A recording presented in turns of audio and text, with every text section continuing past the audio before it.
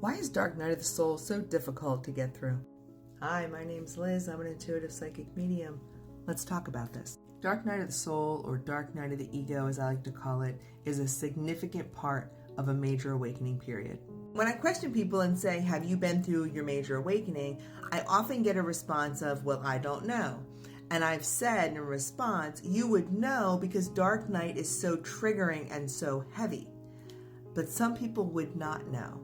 And here's why. Dark Night of the Soul forces you to deconstruct your ego, to deconstruct all of the narratives that you have held close to the vest your entire life up to that point. You're confronted with integral belief systems, a lot of which are either church-based or culturally based. All of them fucking toxic. When the triggers come up, it is imperative upon us to own our part in the harms that we have suffered. And for a great number of people, that seems nearly impossible.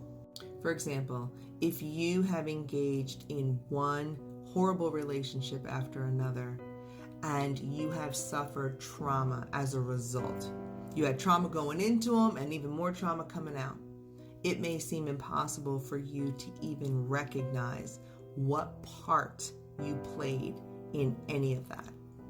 Through our own trauma, our own toxic patterns, we get used to viewing ourselves as victims and not as perpetrators.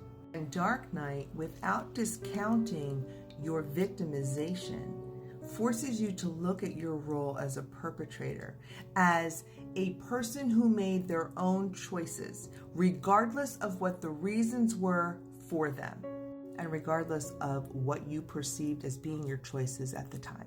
That right there is the fork in the road.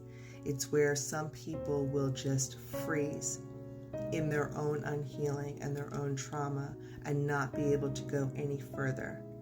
And others will dig their heels in just a little deeper and start owning their own shit.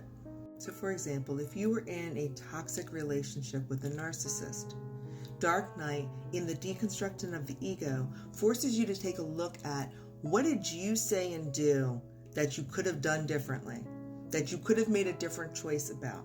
It doesn't matter what they did that caused you to do what you did. You need to own your part.